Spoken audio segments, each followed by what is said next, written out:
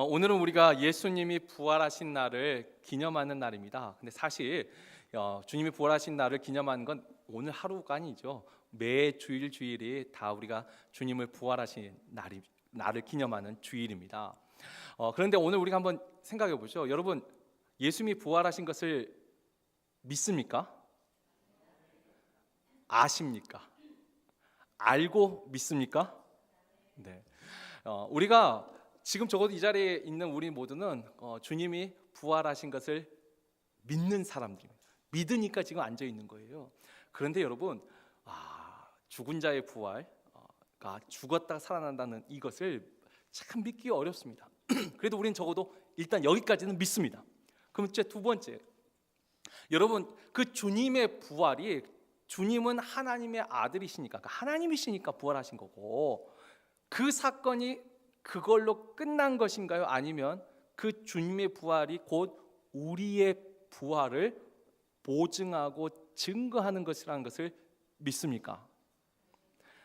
주님의 부활로 인해서 우리도 부활할 거라고 믿으세요? 주님의 부활은 부활의 첫 열매예요. 주님이 다시 오시는 또 그날 우리도 주님과 똑같이 우리의 육체와 영과 육체가 온전하게 되어 부활할 것을 우리는 믿습니다. 근데 이 부활, 자, 그러면 우리가 주님의 부활도 믿고 나중에 주님 다시 오실 때 우리도 부활할 것을 또 믿어요. 그렇다면 그 중간, 지금 이 시간에는 주님의 부활은 우리에게 어떤 의미로 와 있을까요? 여러분, 주님의 부활의 능력이 지금 이 시간에도 있음을 믿으십니까? 주님의 그 부활의 능력이 우리의 일상 삶에서도 일어난다는 걸 믿습니까?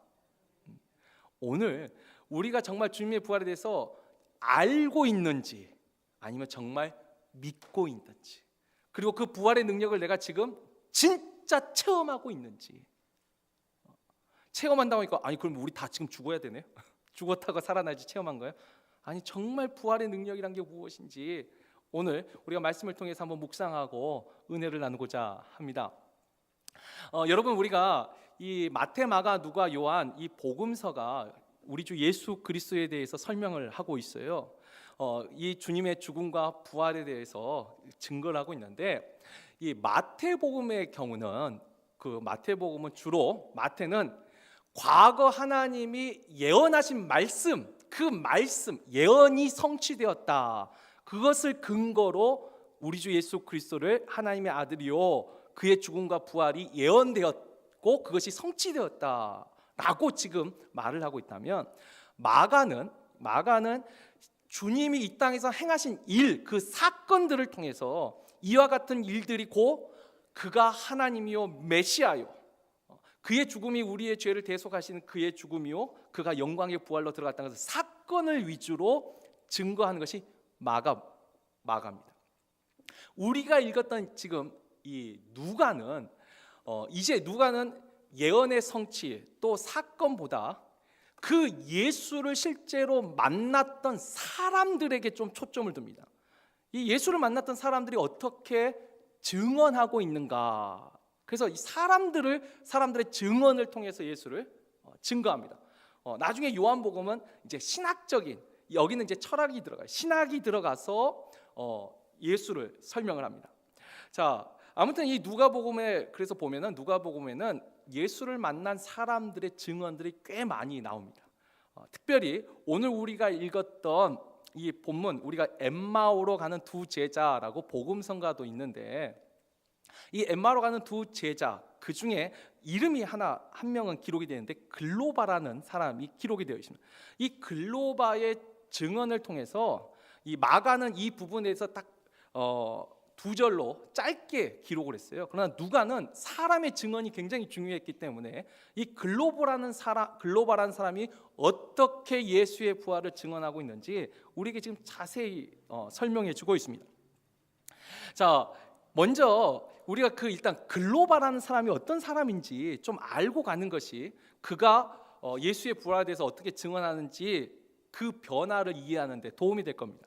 우리가 이제 글로바에 대해서는 이 요한복음에 나와 있는 말씀으로 일단 추리를 시작할 수가 있습니다. 글로바가 어떤 사람인지. 우리 요한복음 19장 25절 말씀입니다. 우리 한번 다 같이 읽겠습니다. 예수의 십자가 곁에는 그 어머니와 이모와 글로바의 아내 마리아와 막달라 마리아가 섰는지라. 아멘. 여기 보면은 예수님의 십자가에 못 박히셨는데 십자가 옆에 세 명의 마리아가 서 있습니다. 그래서 그 중에 한 명이 예수님의 어머니 마리아, 그 다음에 귀신 들리면서 고침받은 막달라 마리아, 그리고 나머지 한 사람이 글로바의 아내 마리아가 있었습니다. 그러니까 마리아라는 이름을 가진 여인 3명 중에 글로바의 아내 마리아가 지금 예수님의 십자가 옆에 서 있어요. 자, 그리고 이 글로바에 대한 또 다른 증거가 마가복음 15장 40절을 한번 보죠. 마가복음 15장 40절 다 같이 읽겠습니다. 멀리서 바라보는 여자들도 있었는데 그 중에 막달라 마리아와 또 작은 야고보와 요새의 어머니 마리아와 또 살로메가 있었으니. 자, 여기서 이제 추리를 해보면 아까 3명의 마리아 중에 예수님의 그 어머니 마리아, 막달라 마리아 빼고 또 한 명의 마리아가 누가 있어요? 야고보와 요셉, 그러니까 요셉인데 요셉의 어머니 마리아가 서 있었습니다. 그리고 이 살로메는 이 요한과 야고보의 어머니 이름이 살로메니까 빼고 이 마리아 보세요. 글로바의 아내이면서 작은 야고보와 이 요셉의 마리아, 어머니 마리아로 나옵니다. 그래서 이 마리아를 중심으로 추리를 해보면 글로바는 그렇죠, 야고보와 요셉의 아버지가 되는 거죠. 근데 여기서 야고보가 작은 야고보라고 나왔는데 이 작은 야고보가 왜 작다라는 표현을 썼냐면 예수님의 12제자 중에 그 사도 요한과 그 형제 야고보가 있습니다. 그래서 사도 요한과 그 형제 야고보는 그 야고보를 큰 야고보, 편의상. 근데 우리가 예수님 12제자를 마태복음에서 보면은 야고보가 한 명 더 있어요. 요한의 형제 야고보 말고 또 다른 야고보. 근데 이 야고보를 표현할 때 작은 야고보라고 표현을 합니다. 자, 일단 성경에서는 이와 같이 글로바가 바로 예수님의 12제자 중, 그러니까 12사도 중에 한 사람인 야고보의 아버지였다라는 것을 지금 우리에게 말해주고 있는 거죠. 그리고 성경에는 없지만 우리가 유대 전승에는 이 글로바가 예수님의 그러니까 양부죠, 요셉. 그러니까 우리가 예수님의 아버지는 당연히 하나님이신데 이 땅에서 그 마리아의 정혼했던 남편 이 요셉이 있었잖아요. 그 요셉의 형제라고 기록을 합니다. 이 글로바가. 그래서 우리가 이 작은 야고보를 주의 그 예수님의 동생이라고 표현을 하는데 친동생이 아니고 이래 사촌 동생이라고. 유대의 전승과 그래서 초대 교부들은 이 예루살렘 교회의 큰 기둥이었던 이 작은 야고보, 바로 예수님의 사촌 동생이었던 작은 야고보를 기록을 합니다. 자, 그렇다면 이제 종합해 보면 지금 이 글로보라는 사람이 어떻다고 알 수 있어요? 일단 그의 아들은 12사도 중에 한 사람인 작은 야고보였고 또 그 자신은 예수님에게는 삼촌이 되는 거예요. 그러니까 이 땅에서의 관계로 보면 다시 말하면 예수님과 아주 가까운 최측근이라고 할 수 있어요. 예수님과 그 아들 야고보는 예수님과 3년 동안 계속 같이 동행을 했지만 적어도 글로바는 자기 아들을 예수님께 맡기고 본인도 지금 예수를 따르고 있어요. 그리고 그 아내는 예수님의 십자가 바로 곁에 서 있을 정도로 예수님을 아주 신실하게 믿는 여인이에요. 자, 그리고 이제 물론 이 엠마오로 가는 두 제자 중에 이 한 사람 이름이 알려지지 않은 또 다른 한 사람에 대해서도 유대 전승은 이 사람이 예수님이 70인 전도대를 보내세요. 근데 그 70인 전도대를 보낼 때 보낸 70명의 제자 중에 한 사람이라고 이 사람을 기록을 하고 있습니다. 그러니까 이게 성경에는 이제 기록이 없지만 이 우리 전승에는 이 사람에 대해서도 기록을 했어요. 이 사람도 70인 제자 중에 한 사람이었다. 여러분, 다시 말해서 이 엠마오로 가는 두 제자가 그냥 그 당시 예수님이 살던 그 당시 이스라엘에 살아서 예수에 대해서 그냥 소문만 들은 사람이 아니고 이 엠마오로 가는 두 제자는 진짜 예수님과 가까이 돼서 어찌 보면 12제자 다음으로 70명의 그 예수님이 믿고 이 전도대를 사명을 주셔서 파송할 정도의 그 정도 믿음을 가진, 그리고 또 그 중에 글로바는 자기 아들은 12사도 중에 한 사람이요, 자기 아내는 예수님 마지막 순간까지 함께할 정도로 예수님과 아주 친밀하고 가까이 지냈던 제자라는 것을 알 수가 있습니다. 자, 그런데 그런 이 글로바와 이 한 명의 이 제자, 이 두 명의 제자가 지금 예루살렘을 떠나고 있어요. 근데 예루살렘을 떠나서 엠마오로 지금 가고 있어요. 아마 그 본인들 살던 그 곳이 엠마오가 있지 않았나 싶어요. 아무튼 그쪽으로 가고 있는데 떠난 날이 언제냐면 오늘 본문 13절에도 보면 처음에 그날에 떠났어요. 그날. 그리고 그날이 언제죠? 21절을 가보면 21절 하반절에 이 일이 일어난 지가 사흘째요. 그러니까 예수님이 십자가에 못 박혀 죽고 사흘째 되던 그날 떠났어요. 어떤 날이죠? 주님이 부활하신 날이에요. 지금 그러니까 금요일에 프라이데이에 예수님이 십자가에 못 박혀 죽은 것을 보았어요. 그리고 지금 안식일만 지키고, 안식일에는 여행을 못 가니까 안식일만 지나고 지금 주님이 부활하신 그날 예루살렘을 떠나서 예루살렘으로 가고 있는 중이에요. 근데 예루살렘을 떠나 가고 있는데 그들이 예수가 부활하셨다, 그래서 우리가 이 부활의 소식을 널리 알려야겠다, 막 이런 기쁨과 또 예전에 70인 제자 전도 파송처럼 그런 사명을 가지고 지금 전도 여행을 떠난 걸까요? 지금 아니에요. 오늘 17절 다시 하반절을 보면은 17절에 두 사람이 슬픈 빛을 띠고 머물러 서더라. 그 사람들이 지금 마음이 슬퍼요. 마음이 지금 기쁨으로 예루살렘을 떠나고 있는 게 아니라 지금 슬픈 마음이 있어요. 슬픈 마음이. 자, 그리고 또 21절에 보면은 21절 다시 보면 우리는 이 사람이 이스라엘을 속량할 자라고 바랐노라. 이게 뭐죠? 우리는 이 사람이 뭔가 정말 위대한 일을 할 줄 알고 기대했었다는 거예요. 그런데 죽어버렸다는 거예요. 뭐죠? 지금 이 엠마오로 가는 이 두 제자 마음에는 슬픔과 실망이 있어요.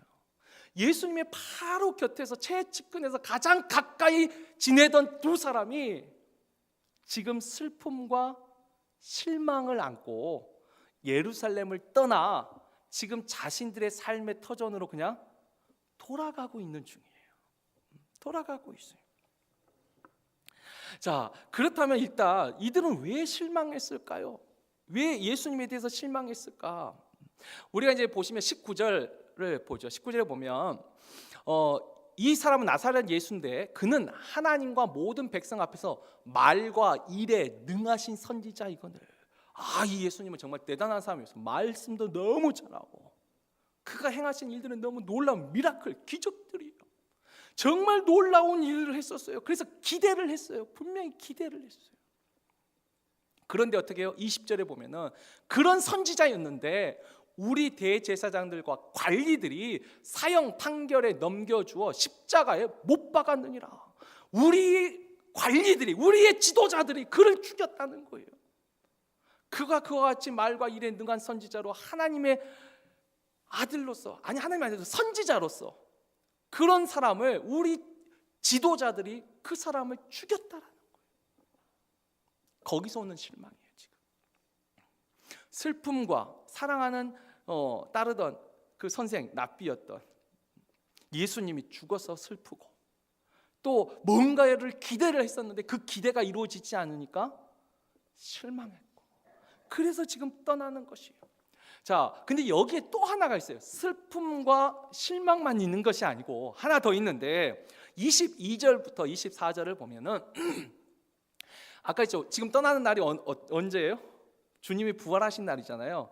근데 떠나기 전에 이 사람도 분명히 들었어요. 22절에 보면 또한 우리 중에 어떤 여자들이 우리로 놀라게 하였으니 이는 그들이 새벽에 무덤에 갔다가 그의 시체는 보지 못하고 와서 그가 살아나셨다 하는 천사들의 나타남을 보았다 함이라. 자, 그런데 24절에 보시면 또 우리와 함께 한 자들 중에 두어 사람이 무덤에 가 과연 여자들이 말한 바와 같음을 보았으나 예수는 보지 못하였느니라 하거늘. 뭐죠? 예루살렘 떠나기 전에 예수가 부활했다는 말을 들었어요. 분명히 그 여자들한테 들었어요. 그리고 그 여자 말을 듣고 베드로와 또 다른 제자가 급히 달려갔는데 예수님은 보지 못하고 예수님의 시체가 사라진 빈 무덤만 보고 왔다는 것을 들었어요. 들었는데도 지금 어때요? 슬픔과 실망 속에서 떠났어요. 그 말은 뭐죠? 슬픔과 실망과 그 다음에 불신이 하나 더 있었다는 거예요. 믿지 못했어요. 예수님이 살아나셨다는 그 말을 믿지를 못한 거예요. 슬프고 실망과 불신으로 예수님의 가장 가까웠던 어쩌면 최측근이라고 할 수 있는 이 두 제자가 지금 예루살렘을 떠나고 있는 것이. 여러분 보세요. 어찌 보면 참 예수님 곁에서 함께 사명을 감당한 정말 함께한 일꾼들이에요. 제자들이에요. 측근이에요. 그런데도 아직까지 예수를 인간적으로만 이해하고 있는 거예요. 인간적인 자기 기대만으로 예수를 바라보고 있었던 거예요.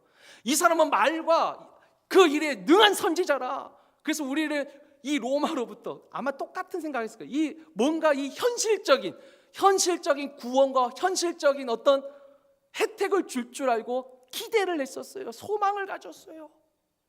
그런데 그것이 이루어지지 않으니까, 그걸 이겨내지 못하니까 슬픔과 실망과 불신 속에서 예루살렘을 지금 떠나고 있는 것이. 여러분 이게 이 엠마오로 가는 두 제자의 모습이 오늘날 우리에게는 어떤 모습이 될까요? 우리도 정말 교회에서 열심히 일하던 그 분들이 때로는 인간적인 내 이해와 소망에서 벗어나지 못하고 하나님이 나에게 맡겨주신 데 집중하는 것이 아니고 결국 나에게 내 기대가 어긋났다는 거예요. 그 실망 속에서 또 그 슬픔 속에서 또 불신, 믿지 못하는 거예요. 불신 속에서 우리도 떠날 수 있다는 거예요. 실제로 그런 일들이 많이 일어납니다. 하나님이 나에게 원하신 것에 하나님이 그리고 진짜 말씀하시는 그 말씀에 초점이 가는 게 아니고 다른 것에. 근데 그게요, 여러분 부끄럽지 않아요. 어쩌면 너무나 당연한 거예요. 이 엠마오로 가는 두 제자의 모습, 우리의 모습일 수 있습니다. 언제든지 얼마든지. 뭐 이렇게 설교하는 저는 안 그럴 것 같아요. 저도 그렇게 할 수 있어요. 그런 유혹은 누구에게나 옵니다. 자, 그런데 어떤 일이 생겼어요? 그렇게 슬픔과 실망과 불신 속에서 예루살렘 떠나서 엠마오로 가는데 그 도중에 누구를 만났어요? 예수를, 부활하신 예수를 만났습니다. 예수님이 같이 동행을 하셨어요. 자, 동행하시면서 15절에 보면 그들이 서로 이야기하며 문의할 때에 예수께서 가까이 이르러 그들과 동행하시나. 주님이 옆에서 같이 걸어가셨어요. 그런데요, 아직 몰라요. 우리가 그 예화 아시죠? 주님, 내가 평안했을 때 늘 나와 함께 계시더니 내가 정말 힘들어서 너무 지쳐서 걸어갈 때 주님 어디 계셨습니까? 왜? 발자국을 봤더니 발자국이 자기 발자국 하나밖에 안 보이니까. 그 예화 아시죠? 그때 주님이 뭐라 말씀하셨어요? 내가 너를 업고 갔잖아. 우리 눈에는 주님의 발자국이 보이지 않았어요. 우리는 몰랐어요. 그런데 주님은 같이 걸어가고 계셨어요. 내가 너를 업고 가고 있었어요. 주님이 지금 동행하셨어요. 근데 이 엠마오로 가는 두 제자 글로바 아직 그것을 깨닫지 못했어요. 왜? 그 밑에 16절에 보면은 그들의 눈이 가리워져서 그인 줄 알아보지 못했다. 예수님인지를 알아보지 못했어요.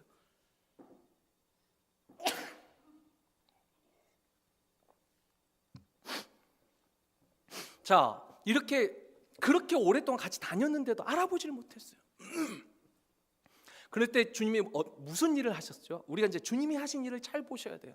자, 주님이 이제 17절에부터 이제 그 다음에 이제 그 27절을 보죠. 27절을 보시면 동행하시면서 27절에 이에 모세와 모든 선지자의 글로 시작하여 모든 성경에 쓴 바 자기에 관한 것을 자세히 설명하시니라.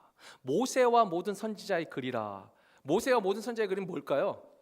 이 당시에 그 밑에 이제 32절에 보면은 우리에게 죄송해요.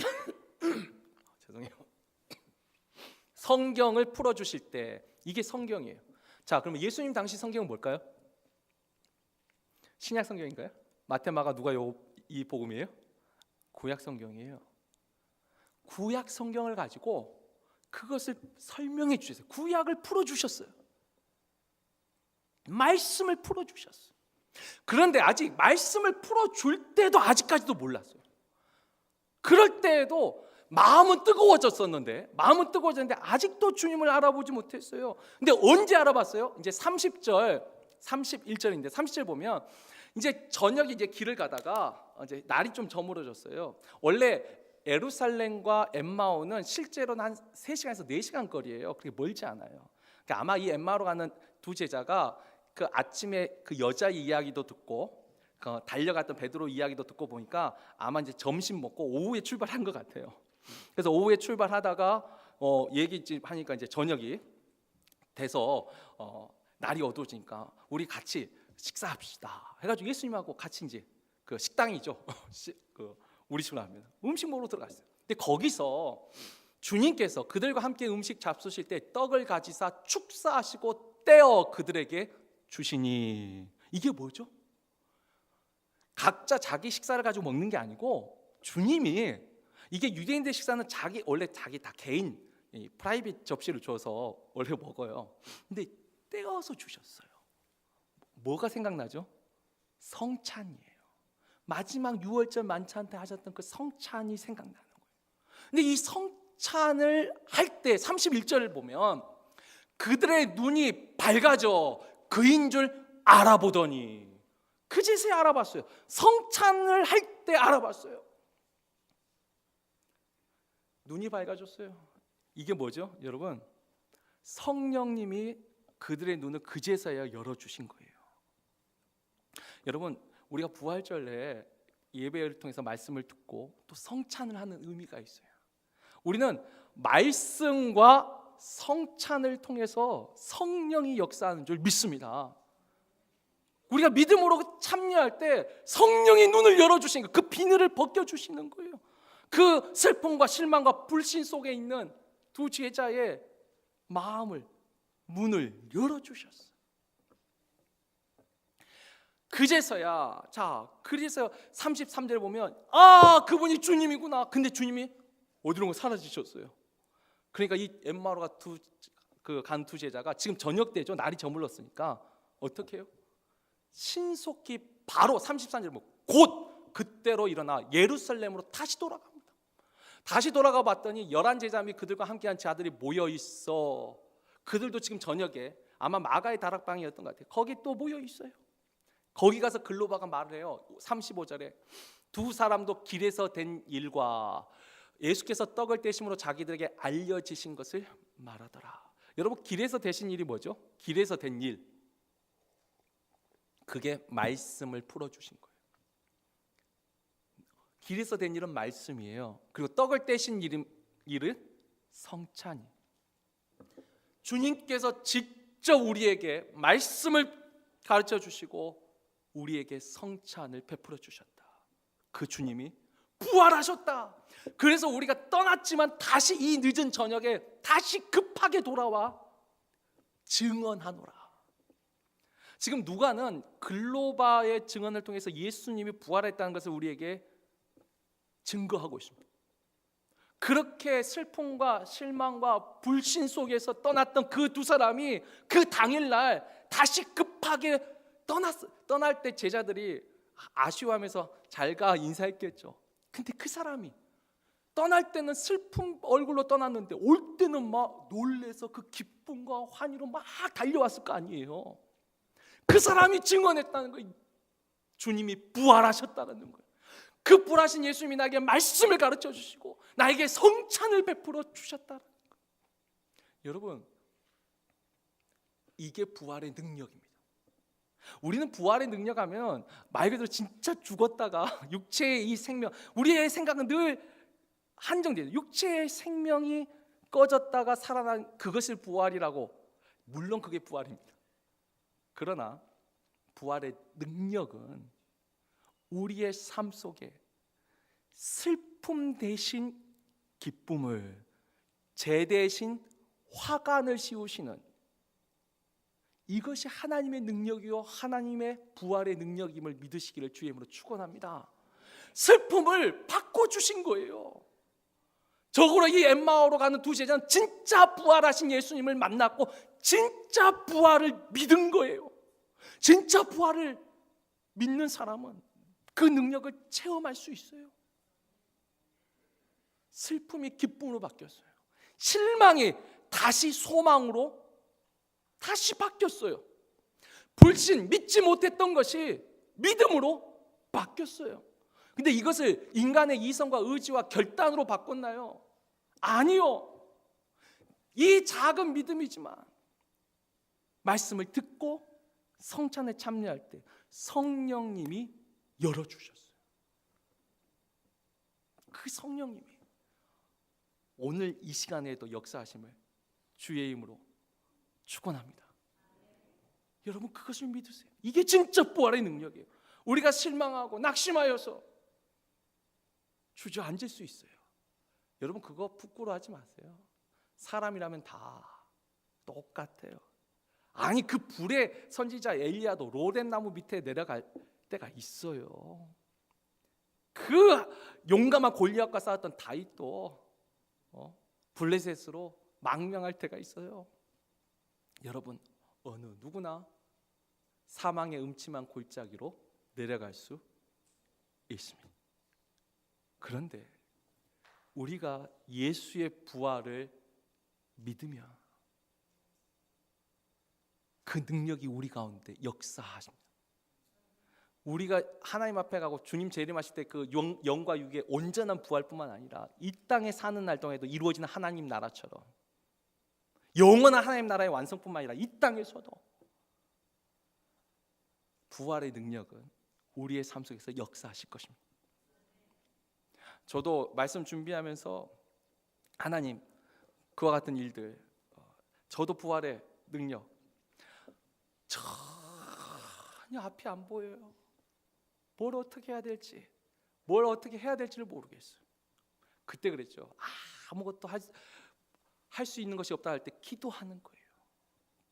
그거 하나밖에 없어요. 기도하는 거예요. 세상 사람은 그걸 요행이라 할지 몰라도 정말 생각지 못할 때, 생각지 못한 사건과 생각지 못한 사람들을 통해서 하나님은요, 이 부활의 놀라운 능력을 우리에게 허락하시더라고요. 여러분, 그게 우리의 이 땅을 살아가는 우리에게 있어서 위로요, 격려요, 용기요, 소망인 줄 믿습니다. 죽어서 부활의 소망뿐만 아니라 이 땅에서도 우린 부활의 능력을 체험할 수 있습니다. 오늘 이제 말씀을 맺습니다. 아까 말했던 예수님의 가장 가까운 채찍근이었지만 슬픔과 실망과 불신 속에서 떠나가던 그들이 진짜 부활하신 예수를 만나고 나서 다시 기쁨과 환희와 다시 소망과 또 믿음을 가지고 급하게 다시 돌아와. 아마 이 엠마오로 가는 두 제자 글로바와 이 한 명의 제자가 이제 그 다음에 기록은 없지만 오순절 날 마가의 다락방에 성령을 받을 때까지 예루살렘에 머물면서 그 성령을 받고 또 그 예루살렘에 일어난 그 놀라운 부흥의 순간에, 그렇잖아요, 다 죽고 끝날 줄 알았어요. 다 흩어지고 도망쳐서 없어져서 망할 줄 알았어요. 그런데 예수가 부활하고 50일이 오순절 때 성령이 임하고 세례를 한꺼번에 3,000명이 받고 말씀이 흥황하여 예루살렘에 남자만 5천 명이 되는 정말 하나님의 역사가 점진적인 것보다 폭발적으로 믿음을 가진 사람은 그 역사에 동참하게 하실 줄 믿습니다. 그 부활의 능력 이제 성찬과 함께 새로워지기를 다시 한번 주의 이름으로 축원합니다.